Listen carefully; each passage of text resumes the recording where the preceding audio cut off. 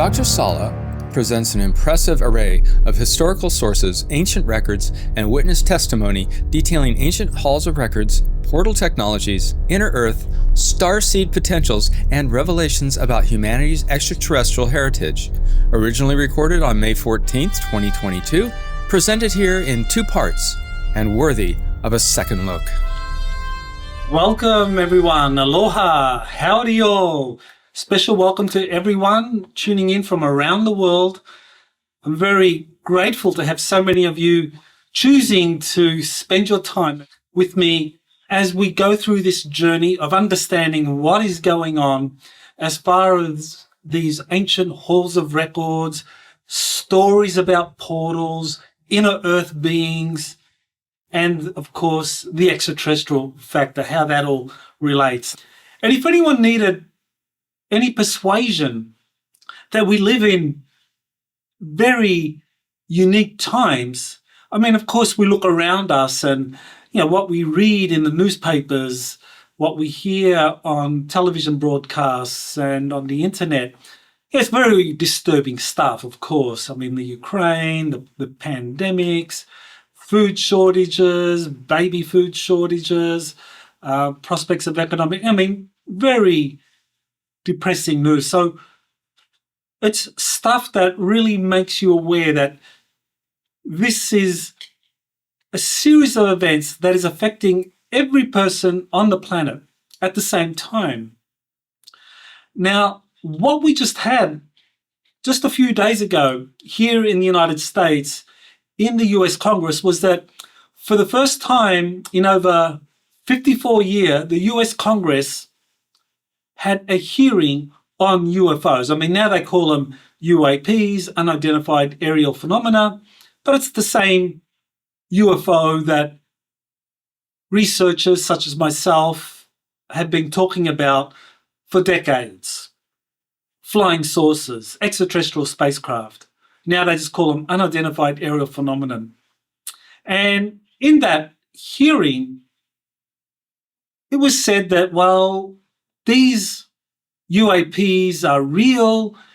We have good records showing that they are appearing near military aircraft, near military facilities, and they can't be explained. That we have evidence in terms of pilot sightings, in terms of radar tracking, in terms of visuals, but we don't know what they are. They could be Russian, they could be Chinese, or they could be extraterrestrial. We don't know. But what we do know is that they're a national security threat.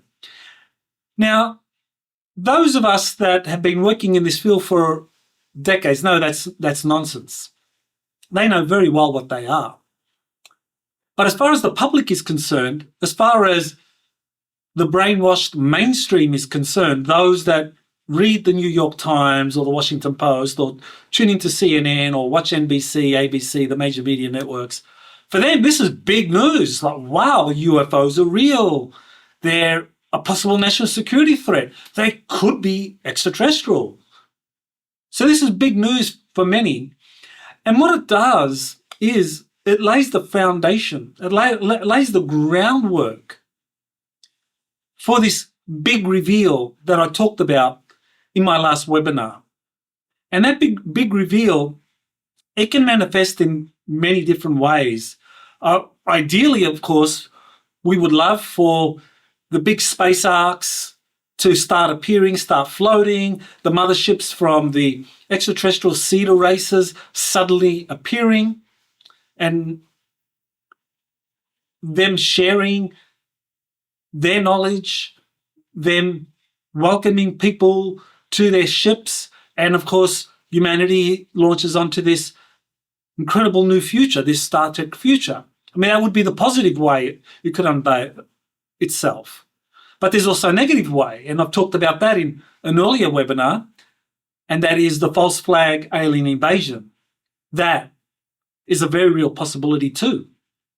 And what makes it all even more confusing is that it could be both happening at the same time. We don't know. But if you look at that congressional hearing, the vacuous nature of what was revealed what it shows is that this was kind of like a compromise. That hearing was a compromise between the deep state and the white hats, like laying the foundation for what's to come. Is it going to be a big reveal with all the positive ETs suddenly showing themselves and white hats kind of like coming out and us launching into this Star Trek future, or a more negative path? We don't know. But, rather than sitting by passively and waiting for the deep state or for the white hats to play their final cards or to kind of like do their final maneuvers and kind of rescue us or take over, rather than wait for that, we can play a powerful role because, we are powerful. I mean, it's very easy to kind of like get into this state where we think, oh, well, we're insignificant.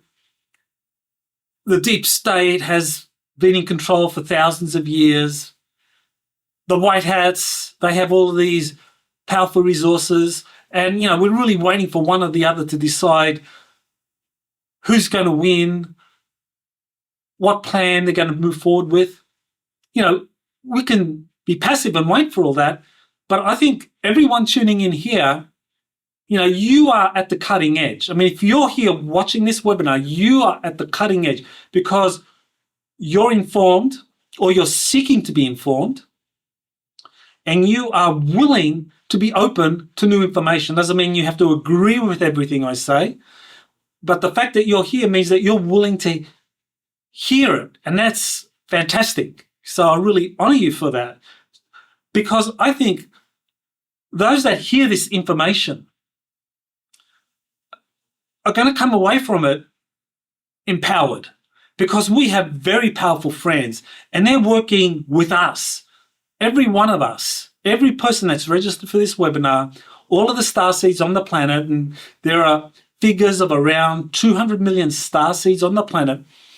Each one of those starseeds is connected with a network of extraterrestrials or inner Earth civilizations, and they can all play a powerful role in helping bring about the kind of future that we would all love to see. This very positive, harmonious, elegant, graceful unveiling of our fullest potential and of this Star Trek future suddenly emerging in front of us. So that takes me to the subject of today, which is halls of records, portals, the inner Earth, and our ET heritage. So the big question to begin with is, where are the records of humanity's history? So where are they? I mean, we know we've had a rich history of civilizations before this contemporary Western civilization that we're all familiar with today, that there have been archaeological investigations, lots of books, lots of research conducted on these ancient civilizations. So where are the records of these, and how far back do those records go? Well, officially, the records begin with ancient Sumer. These are the official records, the oldest available public records that any archaeologist going to any university, they will typically say that Sumer is the oldest civilization that we know of, that it sprung into existence virtually overnight, about 3,800 BC. So we're talking almost 6,000 years ago. Sumer just sprang into existence, and it began to display a remarkable level of civilization from the very beginning. Now, there have been a number of archaeologists, a number of people investigating Sumerian records, cuneiform texts that refer to something called the Sumerian King's List. So that says that before the first human rulers that we know of, that began around 3,800 BC, these were the human rulers of the Sumerian kingdom. Before that, there was a rule by the gods. and that lasted for 241,200 years. And that was well before the Great Flood. And the Great Flood is spoken about in the Sumerian records. And that after this extended period of 2,400 years from the beginning of time, the rule by the gods was then replaced by the rule by the demigods, who were hybrids of the gods and of humans. So the demigods we would regard as like giants. There's some people ask, who are the giants? Who are the blue giants? Who are the red-haired giants? Well, this is the group we're talking about. These kind of demigods, these genetically engineered hybrids created by extraterrestrials, using primates on Earth to create these hybrids who were rulers of humanity. And then around 3,800 BC, then you have the beginning of the human dynasties, where you actually have the emperors, the ancient Sumerian emperors and so forth. Now, the Sumerian cuneiform texts, the records, they reveal, they depict gods or extraterrestrials ruling over humanity. This is well known. You've probably, I'm sure, seen this many times. And the same thing happened in Egypt. Virtually the same thing, even though Egypt is a very different civilization to Sumer. With Egypt, according to the official archaeological records, if you go to a university, they'll tell you that, around 3,100 BC, the 30 dynasties began. The first of the 30 dynasties began in ancient Egypt, where you had these human pharaohs ruling over the Egyptians, building the pyramids over the succeeding centuries and millennia.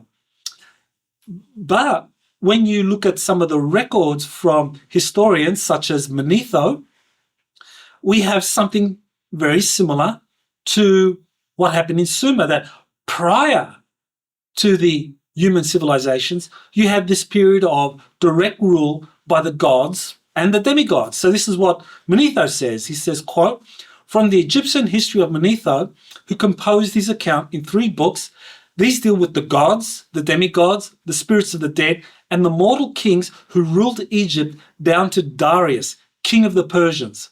After the gods, demigods reigned for 1,255 years. And again, another line of kings held sway for 1,117 years. Then came 30 more kings of Memphis, reigning for 1,790 years. And then again, 10 kings of this, reigning for 350 years. So once again, you have this idea that prior to human rulers that are associated with the 30 dynasties that began from 3,100 BC, there were these gods and demigods directly ruling over humanity.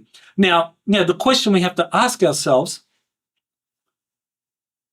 and we have lots of Egyptian records, glyphs, depicting the direct rule from the extraterrestrials, the non-humans, and of course, advanced technologies that were used. So the question we have to ask ourselves is, if we know the history of humanity, of Western civilization, our ancient civilization, up to 3,800 BC in Sumer and up to 3,100 BC in Egypt, if we know those records, because there are lots of records of that, because this is what mainstream archaeologists focus on, then what happened to the records of the rule by the gods?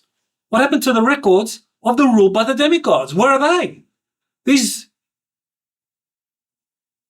rulers, the civilizations that they ruled over for hundreds of thousands of years, where are those records?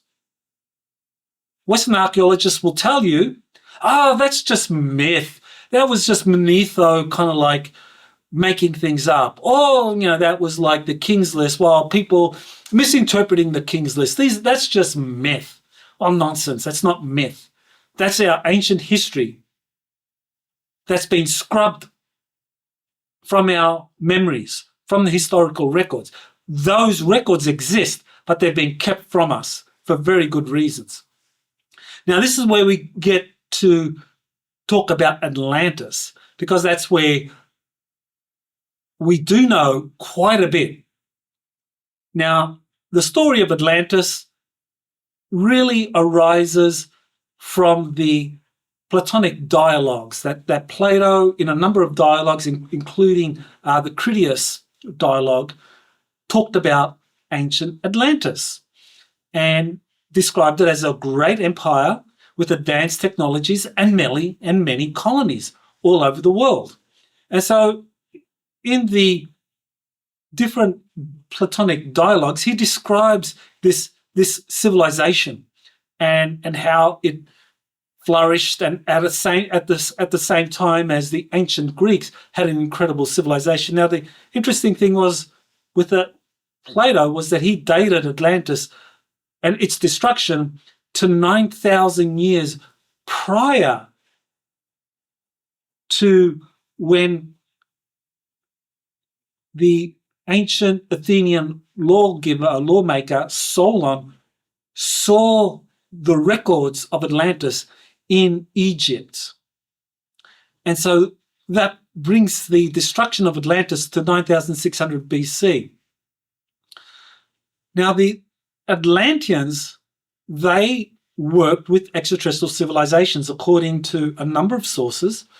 One of the more authoritative sources is the work of Phyllis Schlemmer, who channeled the Nine, or some call it the Council of Nine. And the Council of Nine is a group that put out some really compelling information. And I discussed the Council of Nine in my previous webinar, but just for those of you that maybe needed to be reminded, the information that Schlemmer got from the Council of Nine, initially all of that was done using a Faraday cage. And this really meant that the psychic information that was being received could not be interfered with electronically by those that didn't want the information to be disseminated. So I do recommend The Only Planet of Choice as something that gives us an idea of ancient Atlantis and the extraterrestrial civilizations that they worked with.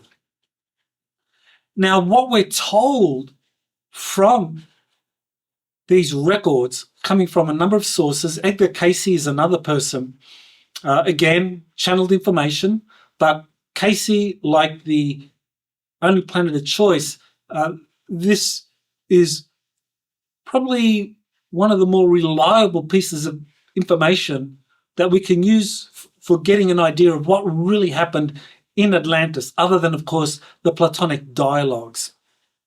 And in the Cayce material and the Only Planet of Choice material, what we get is the idea that the ancient Atlanteans were subverted by negative extraterrestrial groups, including reptilians and Orions, who infiltrated Atlantis and instigated its downfall. That these groups, the Orions and the reptilians, are associated with very powerful off-world species that have galactic empires that subvert worlds like the Earth, bringing it to a point where they can openly intervene to bring about their agenda. That this is the playbook of the negative extraterrestrials, that the negatives don't just show up one day and invade. That's not the way they do it, because that would bring about a lot of negative karma. The way they do it is they infiltrate and subvert a world so that world, the citizens of it, call upon these extraterrestrials and invite them to come. Now, there are some people, and including some very respected researchers in the field, that openly invite extraterrestrials to appear, to come, and to help us, to rescue us from the evil cabal that is manipulating humanity for a long time. And that anyone talking about negative extraterrestrials is really committing a kind of exo-racism. That's the term that is used by some researchers who talk about negative extraterrestrial groups. So they will tell you that, well, if you're talking about negative extraterrestrial groups that subvert and infiltrate worlds, then you're practicing exo-racism. Now, my response to that is quite simple. We know from hundreds of insiders and contactees that agreements have been reached with the cabal, with the secret government, with the militaries, with some of these extraterrestrial groups, and that these agreements have been kept secret for over 50 years. Now, if you think these are extraterrestrials we want to openly welcome, then I've got there's a bridge in Brooklyn that is for sale, according to my latest sources. So, nonsense. We have to be discerning. We have to know how to separate friends from foes. And anyone that tells you that we just welcome all extraterrestrials is really setting ourselves up for a fall. And the important thing to keep in mind is the Atlanteans fell for it. The Atlanteans did do this. They did welcome all the extraterrestrials. And that brought about its fall because it meant that they were subverted by the reptilians, by the Orions, by the Greys, the Nebu as some call them, and that's what led to their downfall. So if you wanted to kind of get up to speed with some of these different extraterrestrial groups out there, the positive groups, the cedar groups, how they are a counter to these more negative groups that I just mentioned, then my last video, my last webinar, I recommend you go to that. Now, as far as the Atlanteans are concerned and the positive extraterrestrials, now we know that the positives were also involved with the Atlanteans. And in the Law of One material that was channeled by Carla Ruckert with Don Elkins, and that appeared in 1981, from I think 1981 to 1984. That's when the Law of One material was channeled, and again, has proven to be very reliable information that has checked out with a lot of independent sources. So this is what the Law of One material had to say about Atlantis and this positive group of extraterrestrials, such as the Galactic Confederation. Quote, "We have a condition where," and this is a question from Don Elkins, "we have a condition where a large enough number of the entities of Atlantis had started at least going in the direction of the Law of One and living the Law of One for their call to be heard by the Confederation. This call was heard because, using the Law of One, it overrode the opposition of the Atlantean entities that were not calling. The Confederation then used channels such as we use now for communication and also made contact directly. But this turned out to be a mistake because it was perverted by some of the entities of Atlantis. Is that correct?" Ra, that is correct. So this is how extraterrestrial contact, even positive extraterrestrial contact, can be subverted if you have a negative governing power in place in a civilization. And that's what happened in Atlantis. That is what happened on Earth. As I said, our leaders, especially in the United States, but in many other countries, made agreements with some of these negative extraterrestrial groups, the Orions, the reptilians, made agreements. And that as a result of those agreements, we've had 70 years of silence where none of the technology, none of the wisdom is publicly shared other than just a little trickle that comes out in some of the technologies that have been released into the public arena. Now, the Law of One material, as I mentioned, is very authoritative, is very important for understanding the ethical mindset of not only positive extraterrestrial groups, but also humans, both leaders and the population that are in alignment with one another. The law of one really distills down into this idea that is expressed here, and that is, quote, "The law of one may be approximated by stating that all things are one, that there is no polarity, no right or wrong, no disharmony, but only identity. All is one, and that one is love, light, light, love, the infinite creator." Now, people get this wrong sometimes because, they assume that, well, if I think all is one, there's no right, wrong, no disharmony, but only identity. There's only love, light, and light, love. That, well, then there's no need to discern. There's no need to discern between good ETs and bad ETs because all is one. That there's no right, no wrong. Well, that's not really what the law of one is teaching here. It's teaching that we need to identify that everything is part of one elaborate cosmic play, if you like, one unfolding plan, and as we progress in that plan, we grow in light, love, love, light, and in our awareness of the one infinite creator. And the more we do that, we are better able to discern, because there are those that are still trapped in duality, that are still trapped inside of the idea of what is bad, what is good, and that they project those binary categories onto others. And so, as far as these negative extraterrestrial groups that I've been talking about, the reptilians and the Orions, these are unethical people or entities. They have a philosophy. In their philosophy, it's a service to self philosophy. In their philosophy, by imposing imperial order, you bring about the greatest good for the greatest number. It's a utilitarian philosophy. And so they do have a way of understanding what they're doing.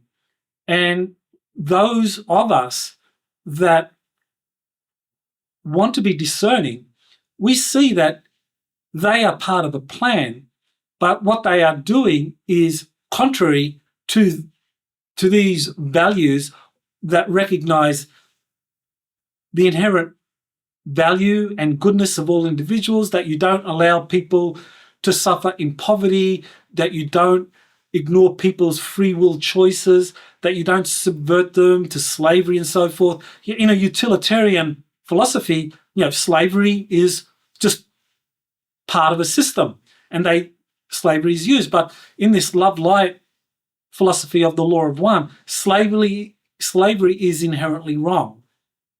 So discernment is important.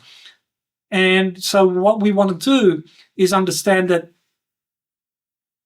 the negative extraterrestrials do have a kind of service to self philosophy, and the more positive extraterrestrials have this service to other philosophy. And that is an important way in differentiating between the two. As I mentioned, Atlantis sank around 9600 BC, and prior to that, it began a series of destructive wars that led to its sinking under the ocean.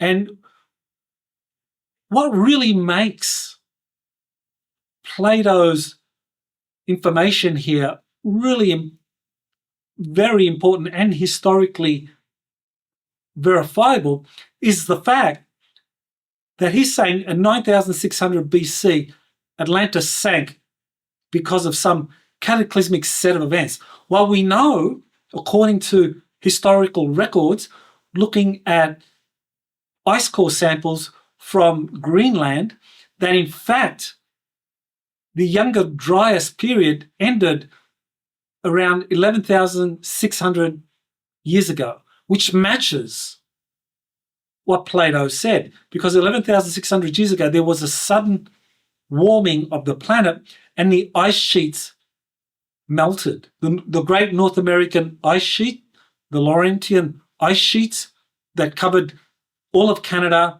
and North America up until the Ohio Basin. Those were massive ice sheets, 2 miles thick. They all melted. That led to this great flood. So historically, Plato's information matches.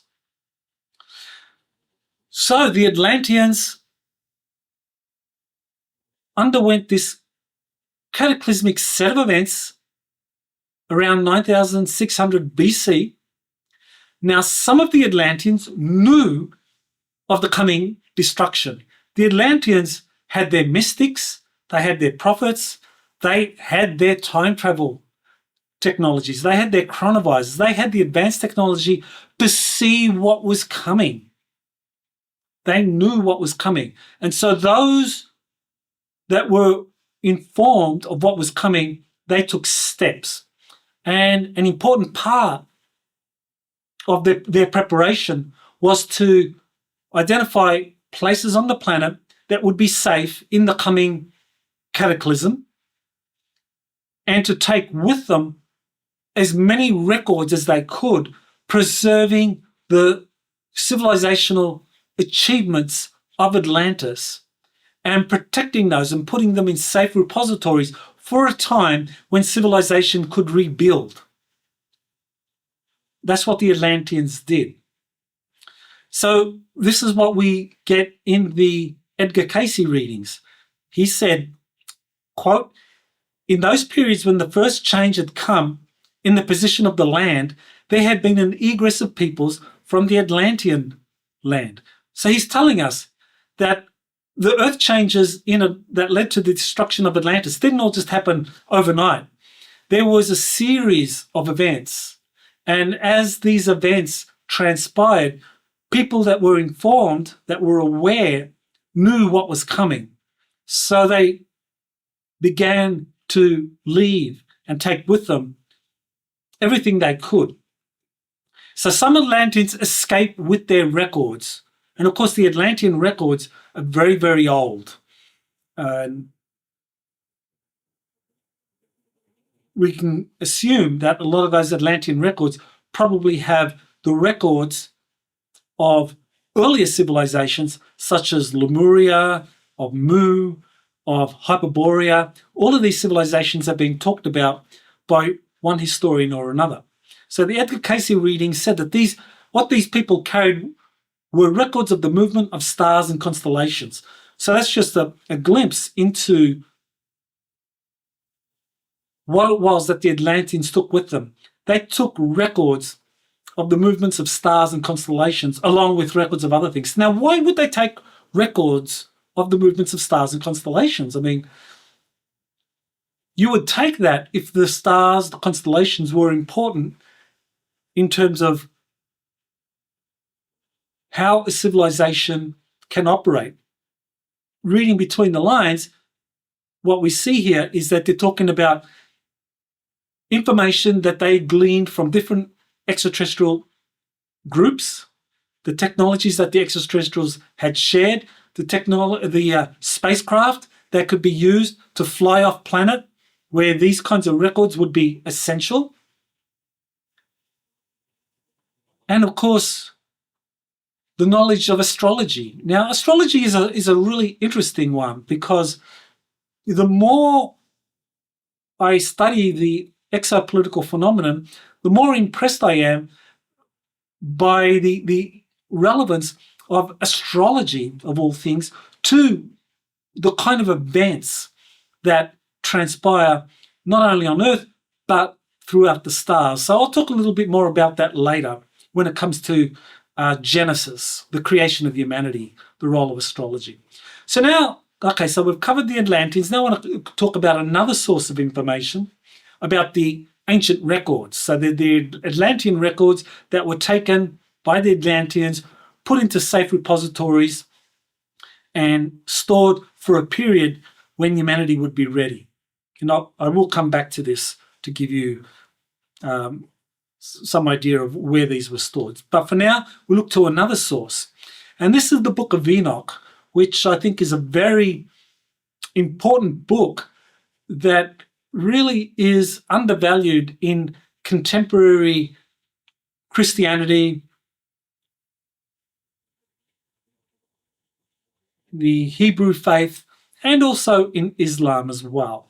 The Book of Enoch, it was discovered or rediscovered in 1773 as a canonical text of the Ethiopian church dated to the 3rd century BC. So that meant that this was a book that was well known around 250 BC, well known to researchers, people that practiced the Hebrew faith at that time, that the Essenes, for example, a very reclusive sect that were mystical Hebrews, if you like, that they were very familiar with the Book of Enoch and the truths within it.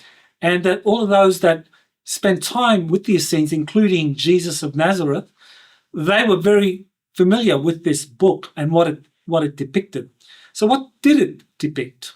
So the Book of Enoch, it describes a war between the righteous angels and the fallen angels due to the latter's sexual depredations and sharing advanced technologies with humanity. So this sounds very familiar.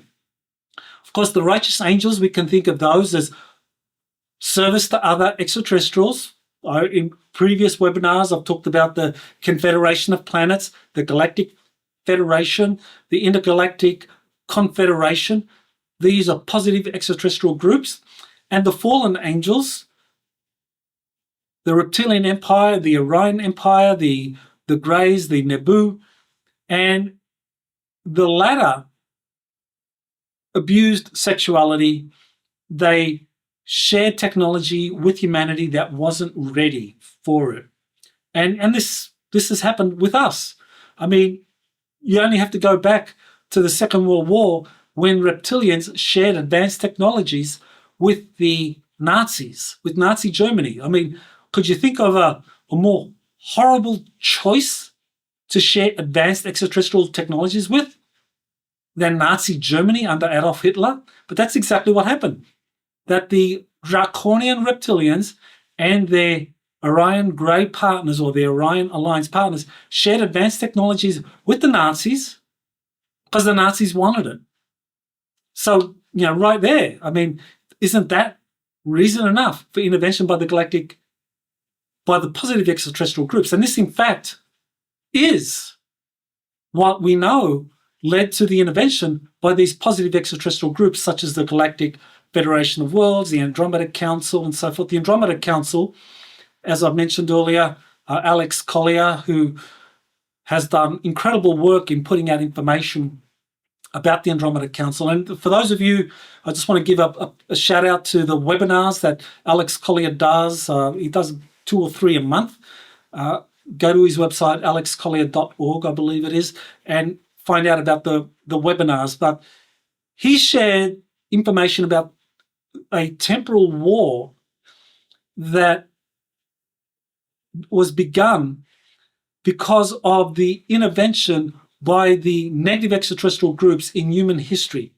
And this led to positive extraterrestrial groups such as the Galactic Federation and the Ashtar Command and so forth intervening in human affairs to counter what the negative extraterrestrials did in terms of Nazi Germany. So what that boils down to is that what happened with Nazi Germany, with it being helped by the reptilians and the Greys, and then you had the Galactic Federation kind of intervening because what the reptilians did was a violation of the Prime Directive, and the Andromeda Council kind of like alerting all of these positive extraterrestrial groups about the transgression.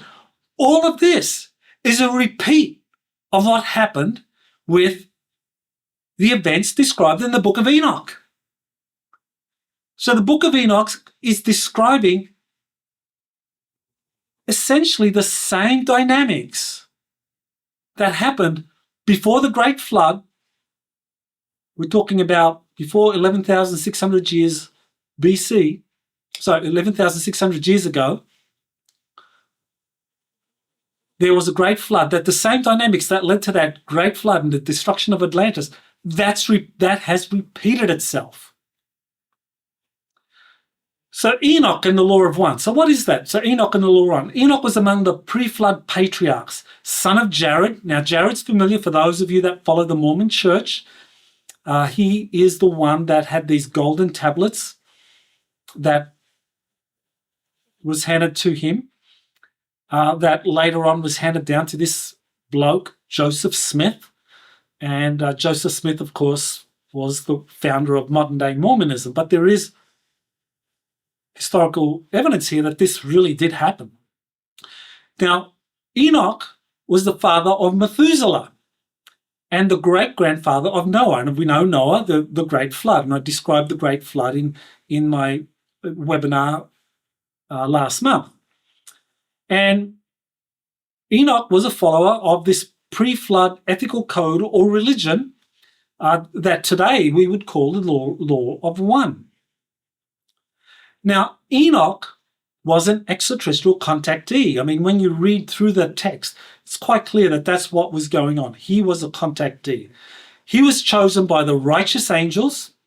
And of course, this is, of course, in the book of Enoch or in the Bible or the Quran, they're going to talk about angels, righteous angels, fallen angels, and so forth, because they don't talk about extraterrestrials at all. But angels is a term that is synonymous with an extraterrestrial when we're talking about historical events.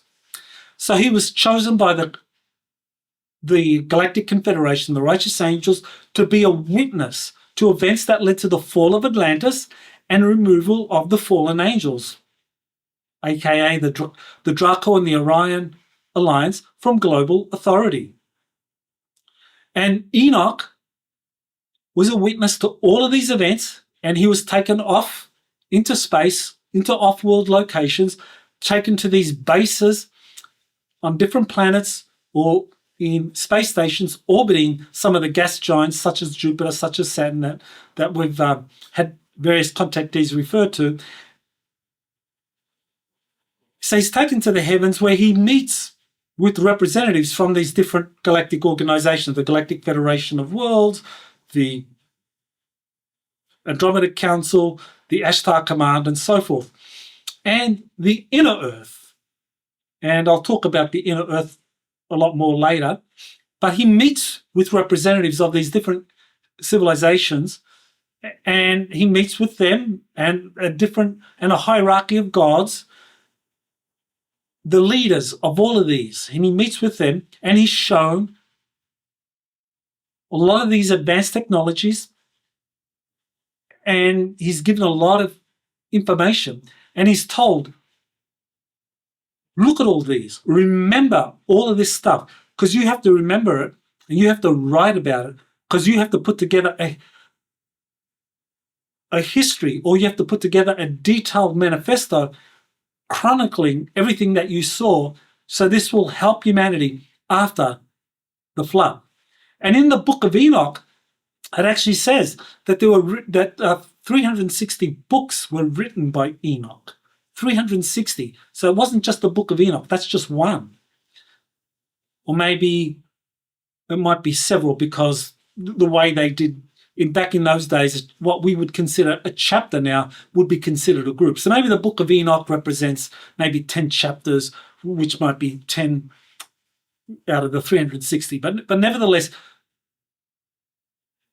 360 books were written by Enoch about his interactions with different extraterrestrial groups and technologies, which would help Methuselah and Noah restore civilization after the Great Flood. Now, there's another book of Enoch, which was discovered in the 14th to the 18th century. So we're talking somewhere from the 1300s to the 1700s. And this was discovered in the lands that we would consider today the part of the former Yugoslavia, Eastern Europe, Slavonic manuscripts that date back to the 1st century BC.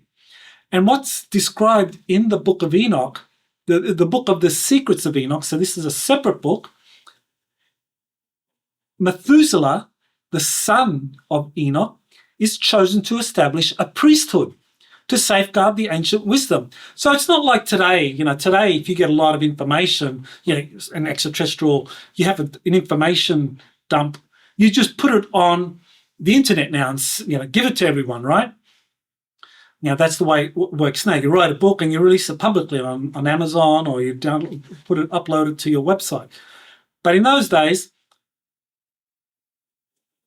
what was done was that Methuselah was given responsibility to safeguard the knowledge, because the problem with Atlantis was that the advanced technology had been abused. It had been misused. I mean, there's lots of stories, and the Edgar Cayce material talks about it, where there was a lot of cloning, a lot of chimeras, where there was creation of half human, half animal beings, and the cloning and the aggressive wars. The advanced technology was abused, and so that led to the destruction of an incredible civilization. I mean, Atlantis is I think that the trauma from the destruction of Atlantis, which lasted for many thousands of years. I mean, just think about it. Our Western civilization is probably about 200, 300 years. Now, and if we were to be destroyed, there would be a kind of like a memory, a collective unconscious memory of that would traumatize. Imagine a civilization that lasted thousands of years. So anyway, so that was the ancient Atlanteans misused their technology. It led to their destruction. It led to this incredible trauma. So what happened was Enoch was given the purified information, or a pure form of the information, extraterrestrial knowledge about higher physics, chakras, spiritual laws, about the way in which you have portal systems operating, the way in which the earth could be maintained in balance. He was given all of this information, told to safeguard it so that it would not be abused. So you couldn't just upload it, release it to everyone, because that's what happened in Atlantis, essentially. It had been abused because everyone had access to it, or powerful negative groups had access to it. So the knowledge had to be safeguarded and only given to those that were working in alignment with the law of one, that had this kind of service to other philosophy. So the knowledge had to be safeguarded. So Methuselah was responsible for that. He created a priesthood. And that priesthood was called the Order of Melchizedek. And Methuselah's grandson, Melchizedek, is born immaculately and creates the Order of Melchizedek. So Melchizedek is actually a contemporary of Noah. In other words, they probably would have been first cousins. So Noah took humanity, the survivors on the ark, as I talked about my last webinar, it was actually a space ark. He took with him people that were going to be safeguarded during the Great Destruction and brought back to Earth and repopulate. So he went on that space ark, so he looked after the people. Melchizedek took with him the knowledge, and he was to safeguard that with a priesthood. So I would assume that he was on the same space ark as Noah. The people were there, and when they came back, Noah helped reestablish civilization, and Melchizedek took the knowledge to these ancient repositories, or built ancient repositories, and safeguarded the knowledge for when humanity would be ready for it. So this technology would only be shared with those people that were in alignment with the service to self philosophy. Now, the Great Flood happened around 9600 BC, the end of the Younger Dryas period. That's historical fact. Now, we know from other records, the kings of Sumer, or the emperors from Sumer, from China, Egypt, South America, Israel, India, and so forth. So some of these technologies were given to the righteous, to those that were following higher philosophies or following the law of one. So if, for example, you were, say, think back to 5000 BC, 4000 BC, right? And you were a ruler in one of these regions of the earth, and you were a very righteous, a very moral ruler, you would be approached by the order of Melchizedek, and they would tell you, hey, we know that your heart is in the right place. You follow the law of one. Here is some technology which will help you better serve your people. But you can only use this technology under these conditions. And those conditions were to keep the technology only for those that were ethically responsible. It wasn't to be distributed to any and all. So it was only for righteous kings or people or emperors or queens, monarchs that followed the law of one. So that was the same. That was the situation in all of these kingdoms: Sumer, China, Egypt, and so forth. Now we know that this happened in China. China's pyramids. Now these pyramids. Now I did a webinar on China back in 2020. And I've written a book on China's secret space program, and I talk about the pyramids and the ancient knowledge that is buried in the pyramids in Shaanxi province. Now, contemporary archaeologists and Chinese researchers will say, well, these pyramids in Shaanxi province, these only date to around 1000 BC, to the period of the warring states. And they only date to the warring states periods. And this is when these different kings built these monuments to honor themselves. Well, that's actually not true. That there are records, and I cite the records in my webinar, in my book, that show that the China's pyramids predate the Great Flood that happened around 9600 BC. So these pyramids, not all of them, but many of them, are over 11,600 years old, and they are repositories of the ancient knowledge that were preserved by those that followed the law of one.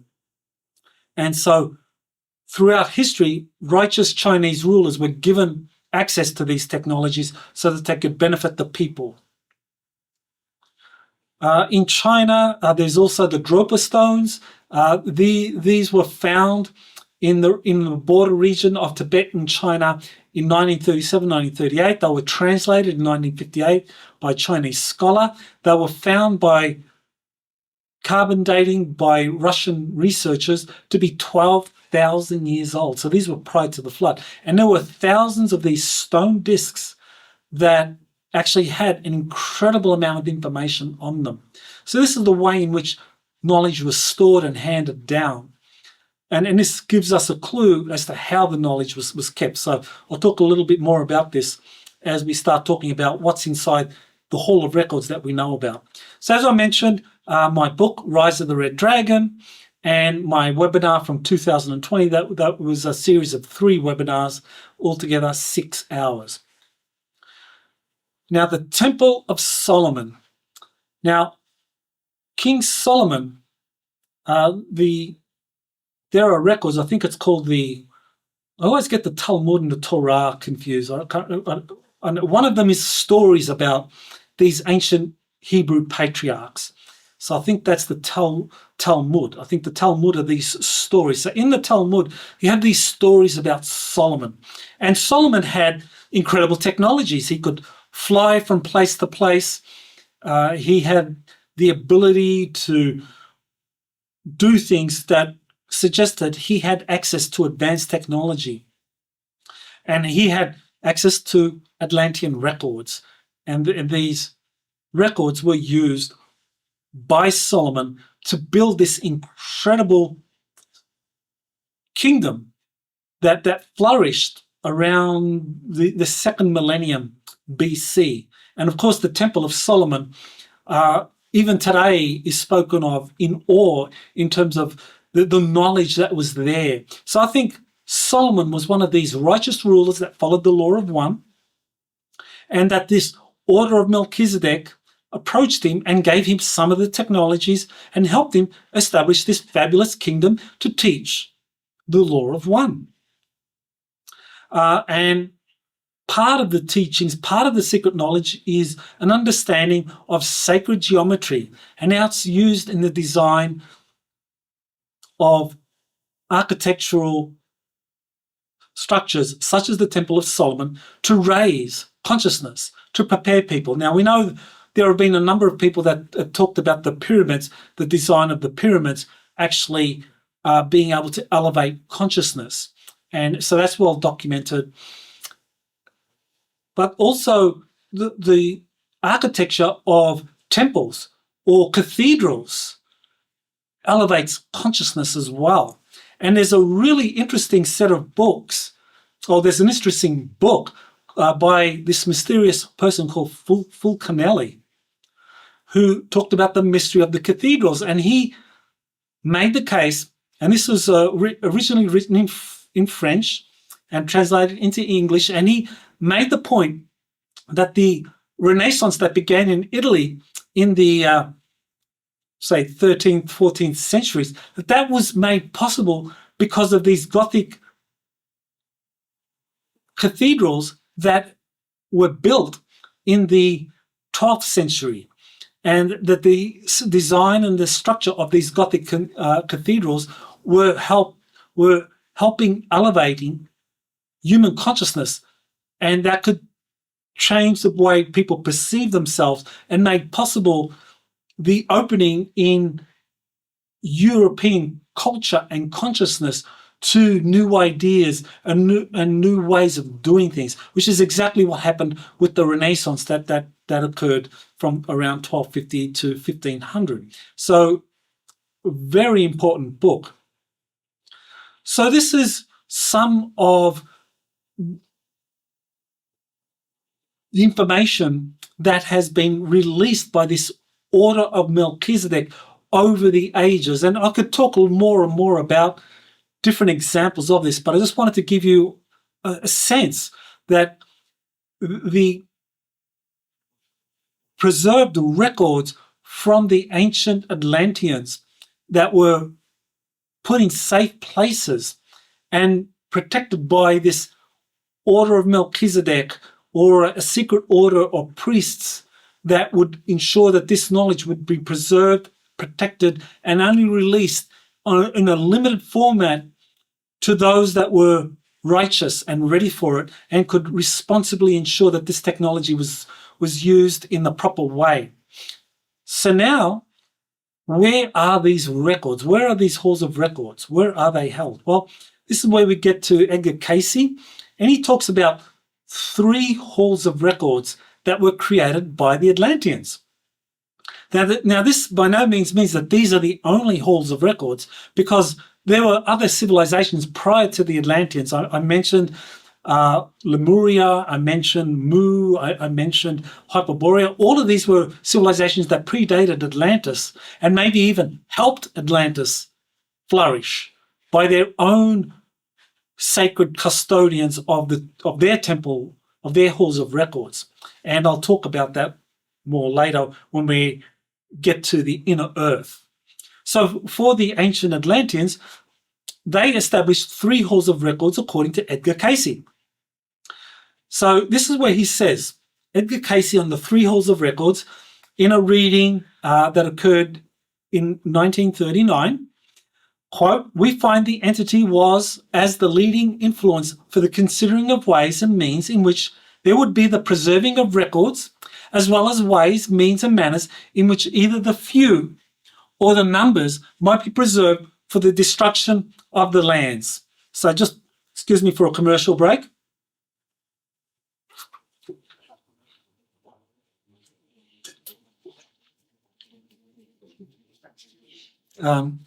Okay, commercial break over. So now, Edgar Cayce on the 3 halls of records. So there are 3 halls of records. Quote, "It would be well if this entity were to seek either of the 3 phases of the ways and means in which these records of the activities of individuals were preserved." It's a little cryptic, but what he's saying here is that there were 3 of these that were created. the one in the Atlantean land that sank, which will rise and is rising again. So the main land of Atlantis, the one that Plato says was the bastion of the Atlantean Empire, often referred to as Poseidon. That was the main colony of Atlantis. So Atlantis had many colonies, but that was one of them. Another in the place of the records that leadeth from the Sphinx to the Hall of Records in the Egyptian land. So this is one of the colonies of Atlantis was Egypt. So we're talking about prior to the Great Flood. So Egypt as a civilization existed prior to 9600 BC.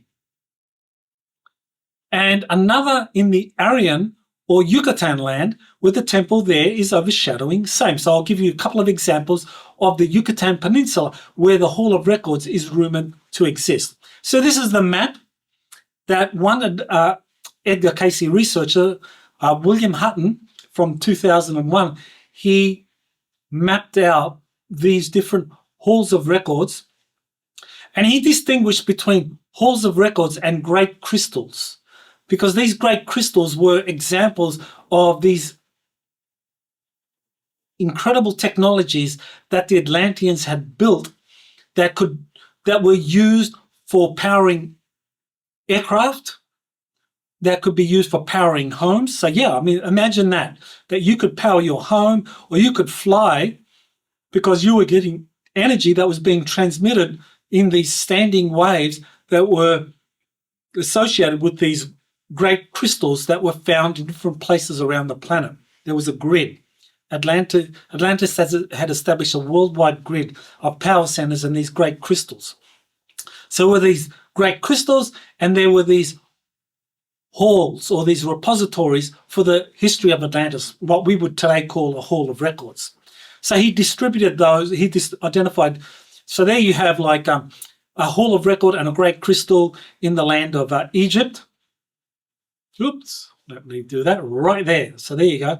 That's a hall of record and a great crystal in the land of Egypt. Here you have what today is associated with the Azores. That is supposed to be the main land of Atlantis. That is the a hall of records and a great crystal. And then you have over here a great crystal, in the Bimines, and then over here in the Yucatan Peninsula. So those are the locations of the halls of records and the great crystals, according to Edgar Cayce. So then the Hall of Records under the Sphinx. So under the Sphinx itself, there is one of these ancient Atlantean repositories that was built by those that fled Atlantis prior to its destruction. And they took all of their records, all of their knowledge with them, and re-established, or they actually went to an existing Atlantean colony in Egypt.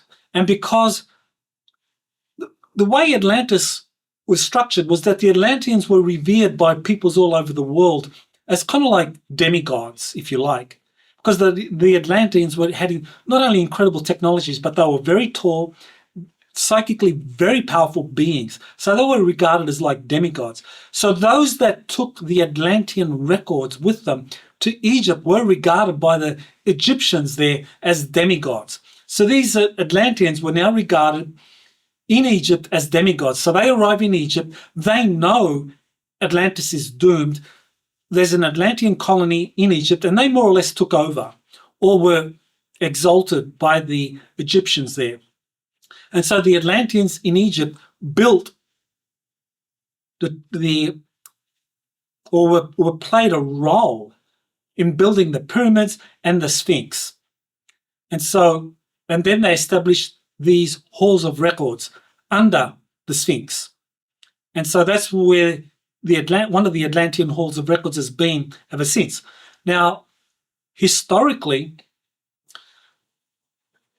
what we do know is that Herodotus is a an ancient Greek historian who wrote in the 5th century BC, and he talked about touring a massive labyrinth that was sitting on top an underground complex that had 3,000 chambers filled with ancient artifacts, and he wasn't allowed to see that. So Herodotus was given access to the labyrinth. It was huge. He described the labyrinth as far exceeding the monuments of ancient Greece. So the labyrinth itself was vast and amazing, but he said that it was sitting atop of something even larger that he wasn't allowed to see. Now, more recently, in 1978, the ground-penetrating radar was used to detect man-made passageways, rivers, and tunnels under the Giza complex. And these passageways were quite large and quite extensive. So this was probably the first time that these were detected using ground-penetrating radar. And one of the researchers that was made familiar with this was J.J. Hurtak. I did an interview with him recently. You can go to my YouTube channel and you can watch the interview I did with him. He led a scientific expedition based on the records or based on some of the data that the ground-penetrating radar had been given to him. And he led a record, and he was allowed to talk about some of the things that he discovered, like the Temple of Osiris. That was, and he described it as a giant labyrinth or a metropolis at least 15,000 years old, with chambers that are larger than the largest cathedrals ever erected by modern man. Now, he's not allowed to talk about this because J.J. Hurtak, he is a contactee. From 1973, he had contact, and he was read into the programs. And I think he has had to straddle this very uncomfortable position of like being read into some of the programs, being used in some of these official programs, and being allowed to talk a little bit about it, but not to talk too much about it, otherwise he'll get into trouble. So he's had to straddle that. But he was allowed to talk about his expedition in 1997 to Giza, and where he found this Temple of Osiris. Now, J.J. Hurtak, as I said, I think is very unique because he has been operating since the 1970s and trying to kind of reveal a little bit about what's going on, but he's been kind of like prevented from talking too much because the US intelligence community, the deep state, don't want too much of the truth being revealed. Fortunately for us, there's been a new source on the Egyptian Hall of Records, and there's this book, which is book 3 in a series of books called the Transylvania series, that is authored by this mysterious person called Radu Cinamar, who is Romanian, and he's like someone who was read into the programs because he had extraterrestrial contact experiences. Now, this is one of the things I found, and again and again I found it in researching people such as George Adamski, Alex Collier, J.J. Hurtak, other contactees, that once the intelligence community determined that these are genuine extraterrestrial contactees, publicly they're ridiculed, but officially or covertly they're brought in and read in to a certain extent, given access, and they're told, hey, you tell us what's going on with your contacts, with these ETs, tell us what the ETs are up to, and we'll tell you a little bit about what we know, and you can tell us what's going on. So there's a trade, but there's a secrecy.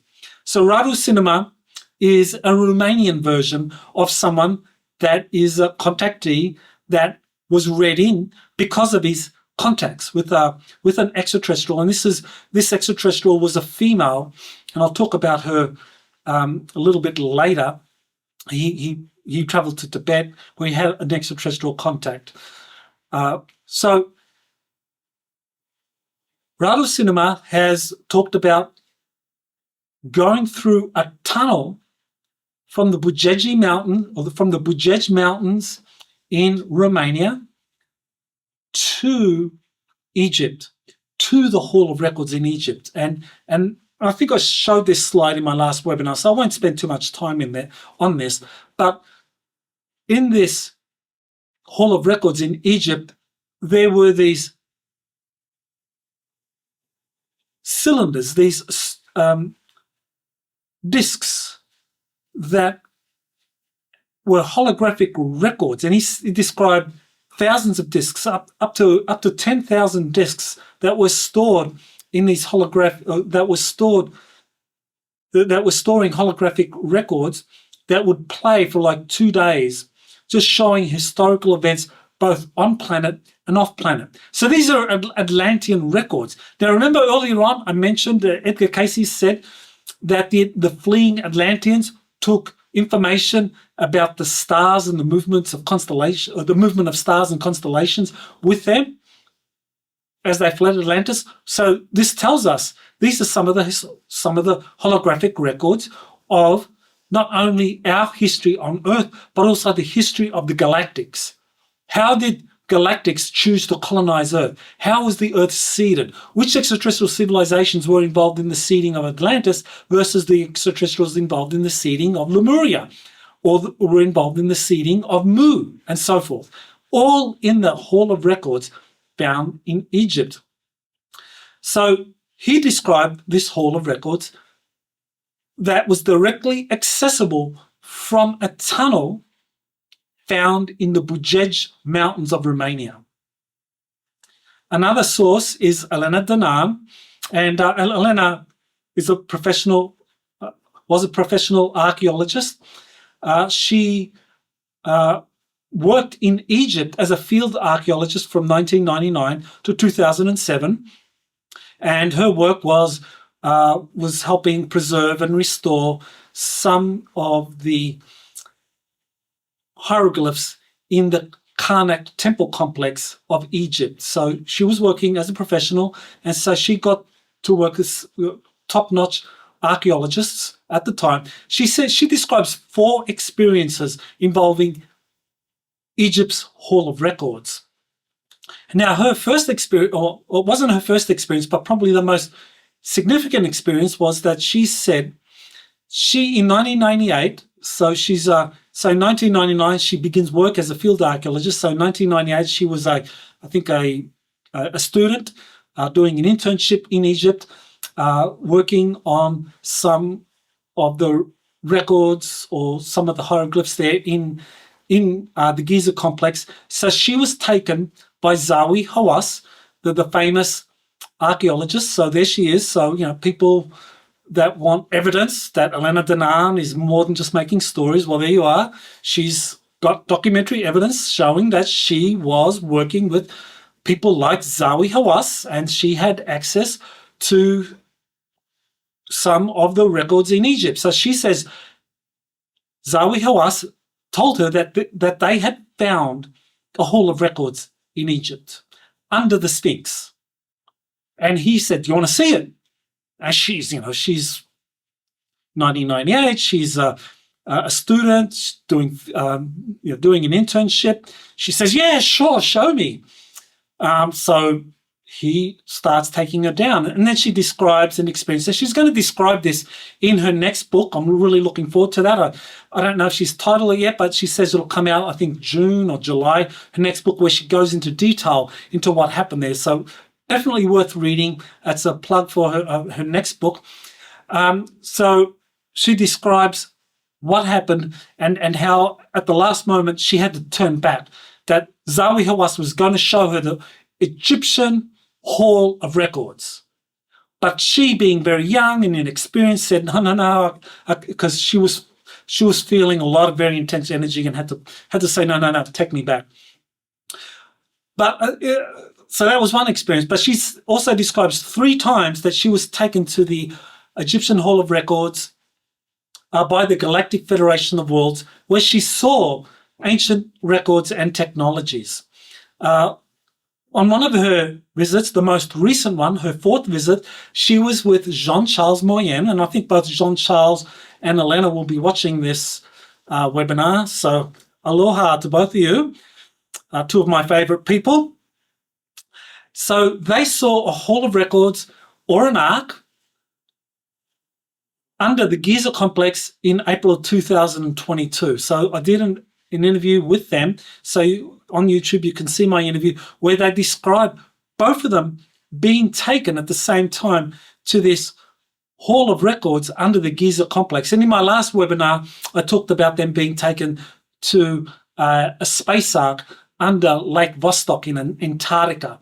And then after the experience where they both were taken to Lake Vostok in Antarctica, they were taken to Egypt. So, it's very, very rare for 2 contactees to have similar experiences in different parts of the world. So this is part of the big reveal, that the extraterrestrials are working with people like Elena, with Jean-Charles, to reveal to us the existence and the reality of these ancient halls of records, of these space arks, to give us confidence that this is very real.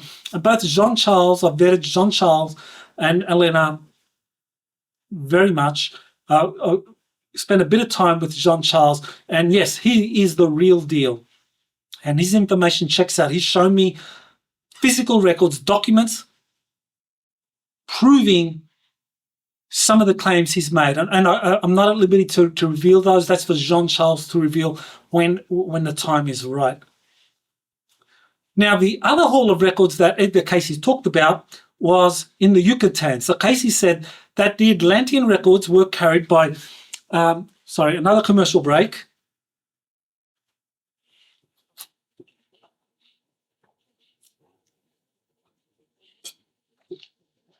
I really should get my team, Angelica and Jazz, to approach Starbucks and say, hey, every time I do a commercial break, I need to get paid for that. So anyway, another Hall of Records in the Yucatan. There was this bloke. Now, for those of you that haven't had the benefit of traveling to wonderful Australia, a bloke is what the Americans call a guy or a personage in France. I don't know. So Ilta was this bloke, and he took 10 of his followers to the Yucatan Peninsula, where they built a temple and a repository, a hall of records that sank during the destruction of Atlantis. So this again before the Great Flood. But Edgar Cayce predicted that as time draws nigh, when changes are about to come about, the temple by Ilta will then rise again. So that was in 1933. So the Yucatan Hall of Records, according to William Hutton, I mentioned him earlier, it is, he claims that there's a submerged Hall of Records is located in the Campeche Bank, which is about there in the Yucatan Peninsula. So this whole area here is the Yucatan Peninsula. That's the Yucatan Peninsula right there. So the Campeche Bank, the Yucatan, is around there. Now, so that's one place where Edgar Cayce said there was a hall. Edgar Cayce said there was a Hall of Records in the Yucatan. Now, Cayce researchers are debating whether it's in this place, the Campeche Bank in the Yucatan, or whether it's in this other place in called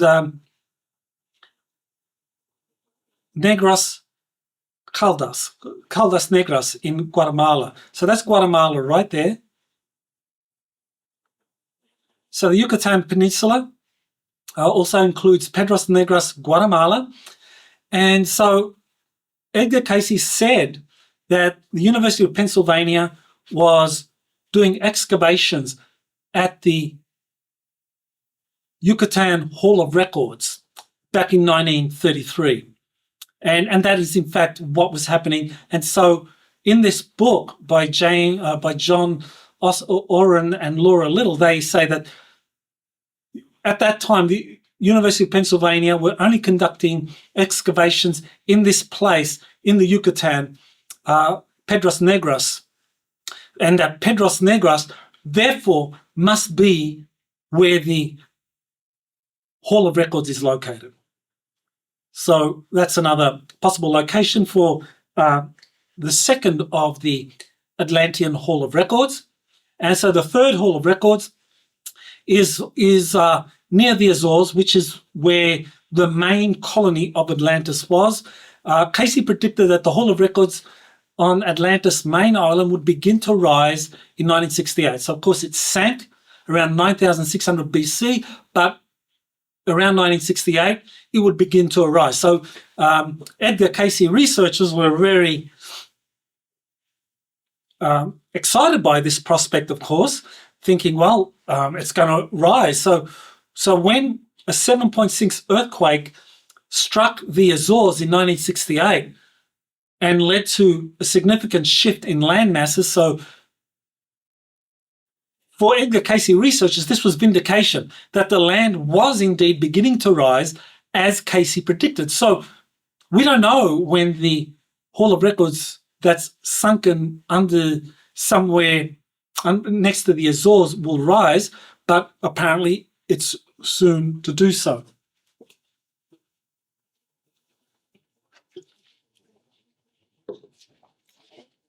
So another source for a Hall of Records is Lobsang Rampa.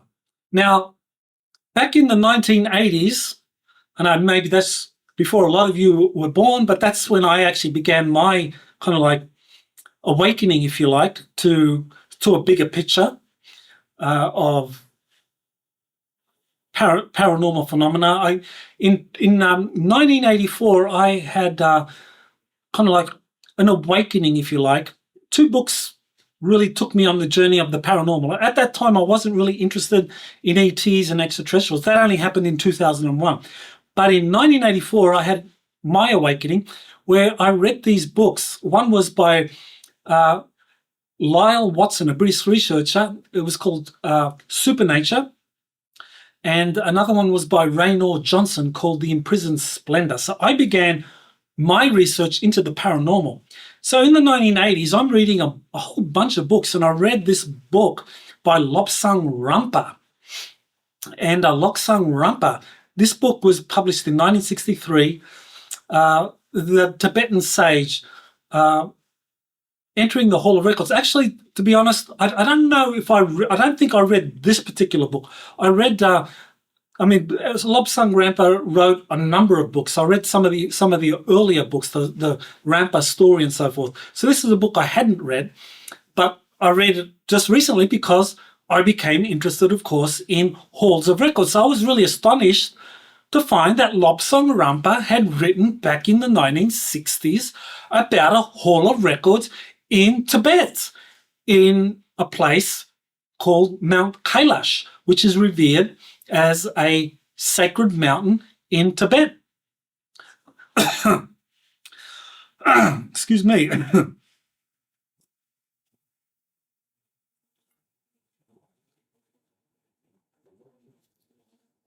So Lobsang Rampa says that he was taken to this Hall of Records where he witnesses past and future events. So he saw records of lost civilizations prior to Atlantis. So what that tells us is that the Atlanteans established 3 halls of records. The one at the Azores, the one at the Great Sphinx, or at the Sphinx, under the Sphinx in Egypt, and the third in the Yucatan Peninsula. But there are also halls of records from prior civilizations that are around the world. And that one of those is this Hall of Records in Tibet.